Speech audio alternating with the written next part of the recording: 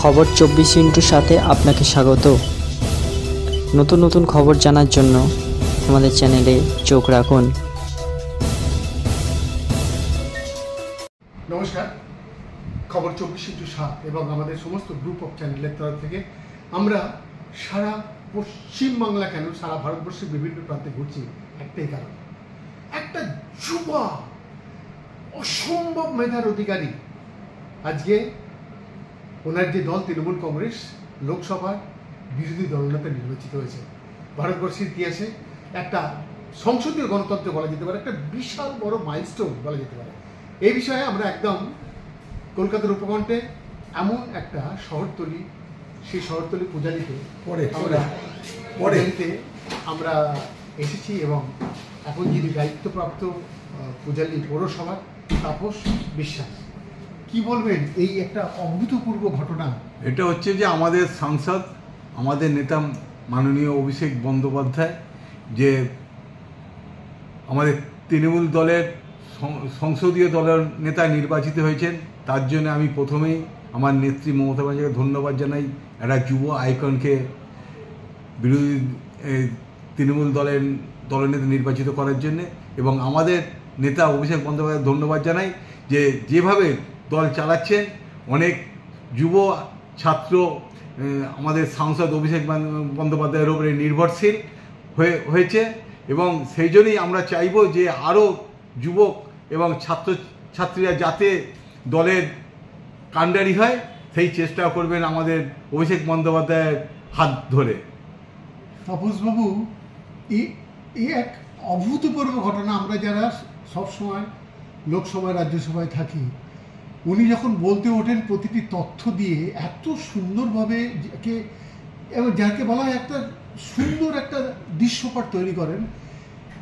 ওনারা আইন প্রণেতা, সেই আইন প্রণেতারা যেভাবে কাজ করেন, তার মানে সেখানে রাবিং হবে। যে কোনো একটা আইন পাস করতে গেলে সেখানে রাবিং হবে।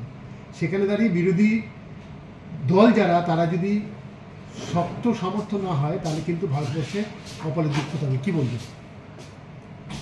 যে আমাদের সাংসদ যে দায়িত্ব দিয়েছে, সেই দায়িত্ব সঠিকভাবে পালন করছেন, এবং সংসদে যেভাবে বিরোধী দলের ভূমিকা পালন করছে অপূরণীয় এবং সুন্দরভাবে পালন করছে। সেই জন্যই আমাদের নেত্রী মমতা বন্দ্যোপাধ্যায় সেই দায়িত্বটা দিয়েছেন। দেখুন, একে বলা হয় একটা দারুণ সুযোগ। বর্ষিয়ান নেতা, এই জেলায় দীর্ঘদিন ধরে একটাই দল করে আসছেন উনি, তিরঙ্গা ঝান্ডা করে তৃণমূল কংগ্রেস। অভিষেক বন্দ্যোপাধ্যায় আজকে লোকসভার বিরোধী দলনেতা হিসেবে নির্বাচিত হয়েছে বা মনোনীত হয়েছে। এই বিষয়ে আপনি একজন বর্ষিয়ান মানুষ, আপনার এখানকার সাংসদ, দীর্ঘদিন ধরে আপনি বিভিন্ন পদে নিযুক্ত আছেন, এখনও আছেন। কি বলবেন, কীরকম লাগছে? ভালো লাগছে, খুব ভালো লাগছে, কারণ আমরা কাজকে ভালোবাসি। পূজালি যদি ইতিহাস দেখেন, পূজালির মানুষ কাজকে ভালোবাসে না। সেই ধরুন আপনার পঞ্চায়েতের কথা ছিলাম, 96 সাল থেকে বাম বিরোধী দলকে ভোট দিয়ে আসছে, কিন্তু সরকার বামফ্রন্টে ভোট পেয়েছে আপনার কথায় তিরঙ্গা দল। তা আজও পর্যন্ত সে 96 সাল থেকে এখানে তার ব্যতিক্রম হয়নি। আর আমার কথা যদি বলেন, আমি তো 78 সাল থেকে জনপ্রতিনিধি, 1978 সাল থেকে বর্ষিয়ান মানুষের জন্য জনপ্রতিনিধি।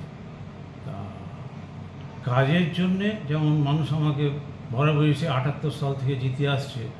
আজ অভিষেক ব্যানার্জি যে কাজ করেছে রামনগর কেন্দ্রে, আমরা পুরানো লোক হিসেবে ভাবতেই পারি যে একটা এমপি এইভাবে তার নতুন সিদ্ধান্ত নিয়ে এলাকার উন্নয়ন করতে পারে, যেটা কেউ কোনোদিন ভাবেনি। সেই সমস্ত কাজ তিনি করেছেন। এই ধরুন আমাদের একটা হয়ে গেল বড় প্রোগ্রাম, যেটা সেবাশ্রয় প্রোগ্রাম, অন্তত ডামনার কেন্দ্রে যেমন খ্যাতি লাভ করেছে, তেমনি অন্যান্য এলাকাও একটা প্রভাব পড়েছে,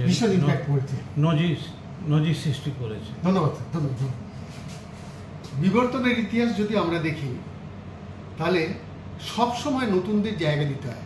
আজকে আমরা যারা লোকসভায় রাজ্যসভায় সবসময় থাকি, একদম যদি রাবিং যদি না হয়, তারা আইন প্রণয়তা, যারা এমপিরা, তারা সেখানে যদি সঠিকভাবে একদম যেরকমভাবে কলু একদম সঠিকভাবে যা কিছু পিছে তেল বার করে, ঠিক সেরকমভাবে একটা নতুন দিগন্তের সূচনা বলা যেতে পারে।